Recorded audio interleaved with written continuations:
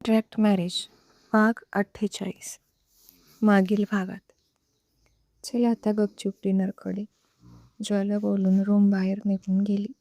पण सुजा शांत झाली नव्हती.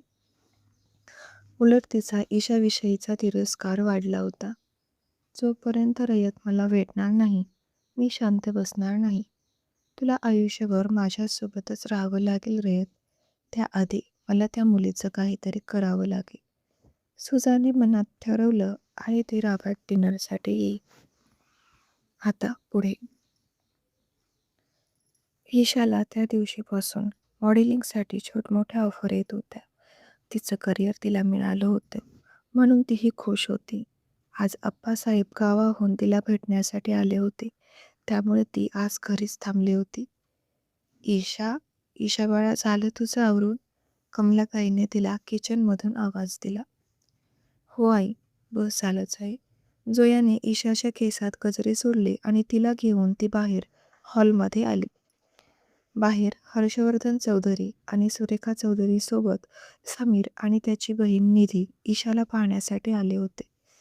मस्त कांदेपोहे कार्यक्रम चालू होता. ईशाला समीरच्या फॅमिलीने अगोदरच पसंत केलं होतं. ती त्यांना सून म्हणून पाहिजे होती, पण त्यासाठी रीतसर मागणी करायला हवी म्हणून ते तिला पाहणीसाठी आले होते. एकदा मुलगी पसंतीचा कार्यक्रम झाला की मग पुढचे कार्यक्रम करायला मोकळी, हर्षवर्धन हसत म्हणाले.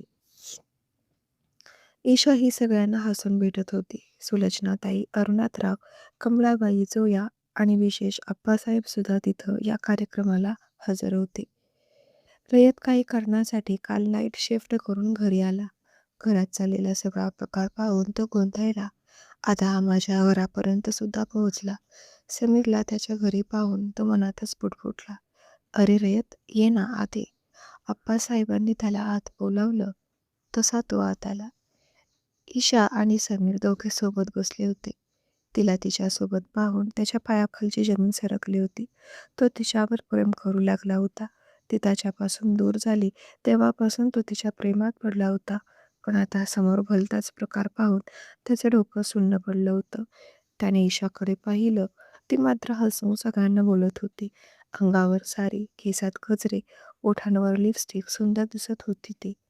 रयतने आप्पासाहेबांकडे पाहिलं.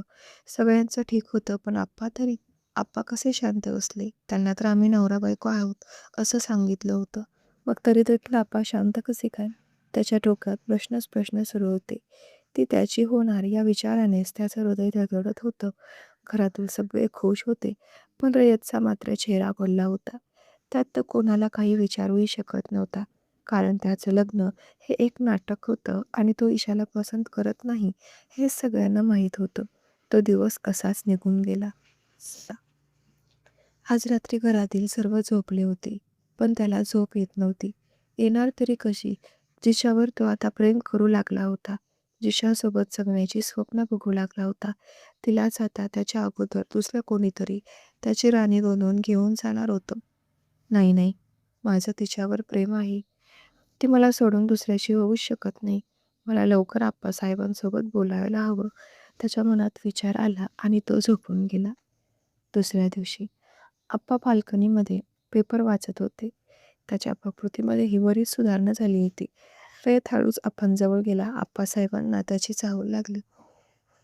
कसे आहेत आप्पा? रयत त्याच्या पायाशी जाऊन बसला. तू पाहत आहेस ना मला? एकदम ठीकठाक आहे. आप्पा, मला तुम्हाला एक गोष्ट सांगायची आहे. रयतला आता भरून येत होतं. तो ईशावर प्रेम करू लागला आहे. हीच गोष्ट त्यांना कळवायची होती. आय नो तुला काय म्हणायचं आहे, आप्पा बोलले आणि त्याने चमकून वर पाहिलं. हेच ना, की तू मला खोटं बोललास? खोटं खोटं नाटक केलं लग्नाचं तुम्ही. याची माफी मागायची आहे ना बघताय तुला? आप्पासाहेब बोलले. म्हणजे आप्पा, तुम्हाला सगळं माहीत आहे? रयतने आश्चर्याने विचारलं. हो, मला सगळं सत्य माहीत झालं. खरं तर मीच तुझा आभारी आहे. आप्पासाहेब बोलू लागले आणि घरातील सर्वजण आता एक एक करून तिथे येऊन उभा राहिला. ईशा, ईशा. आप्पासाहेबांनी ईशालाही आवाज देऊन तिथं बोलावून घेतलं.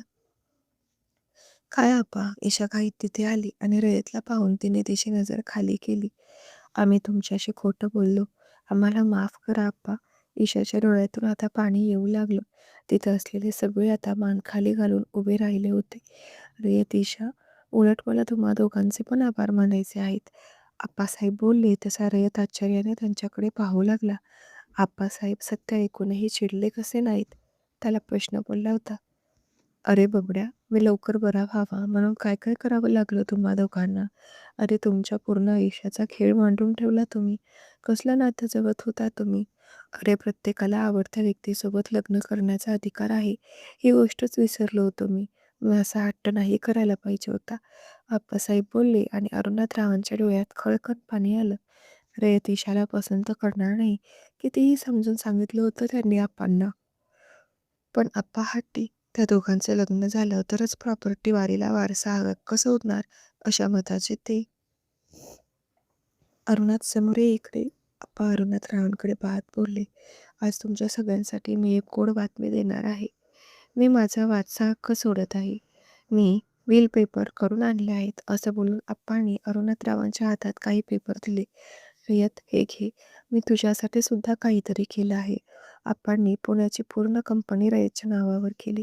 अजून एक गोष्ट, त्यात रयत काय या आविर्भावात त्यांच्याकडे पाहत होता. त्याचे डोळे भरून आले होते. "मी तुला आणि ईशाला या जबरदस्तीच्या बंधनातून मुक्त करतोय." आप्पांनी शेवटचे शब्द बोलले आणि रयतच्या डोळ्यातून पाण्याचा एक थेंब खाली गालावर उघळत आला. "आप्पा, हे सगळं वापस घ्या. नकोय मला हे. मला फक्त माझी ईशा द्या." त्याचा आतला आवाज त्याला सांगत होता, पण त्याची बोलायची हिंमत होत नव्हती. त्याने ईशाकडे पाहिलं. तिचीही तीच अवस्था होती. "सगळ्या गोष्टी बोलून झाल्यात. मला वाटतं माझा निर्णय तुम्हाला पटला असेल. माझी आता एकच इच्छा आहे. ईशाने माझ्यासाठी आजवर खूप सोसलं आहे. आता एकदा तिचं समीरशी लग्न लावून दिलं की मी मोकळा. सुनबाई, समीर आणि ईशाच्या लग्नाचा जोडा तयार ठेवा." आब्बा बोलून निघून गेले. त्याच्या मागोमाग घरातील सर्वजण निघून गेले. रयत मात्र तिथेच विचार करत बसला होता. हातात सगळं काही आलं असून देखील सगळं काही निसटून गेले असंच त्याला वाटत होतं. आज त्याला घरात थांबावंसं वाटत नव्हतं. त्याने आज गाडी काढली.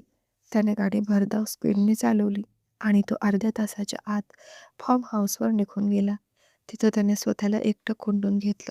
तिथला एक नोकर जॉय त्याला समजावण्याचा प्रयत्न करत होता. आपला बॉस नक्कीच टेन्शनमध्ये आहे, त्याला जाणीव होती. पण नेमकं काय झाले हे त्याला समजत नव्हतं. ती फक्त माझी आहे आणि माझीच राहणार. माझ्याशिवाय ती दुसऱ्याचा विचार कसा करू शकते? ओ गॉड, किती मूर्ख आहे मी. किती छळलं मी तिला. किती प्रेम करायची ती माझ्यावर. नाही, माझा विश्वास बसत नाही. ती अजूनही माझ्यावर प्रेम करते. मला माझं मन असंच सांगते. नकोय मला ती प्रॉपर्टी. मला फक्त तू हवीस ईशा. I love you. तो भावनेच्या भरात काहीही बरळत होता. जॉयने पटकन फोन करून तिथे जॉनला बोलावून घेतलं आणि जॉन तिथे लगेच हजर झाला.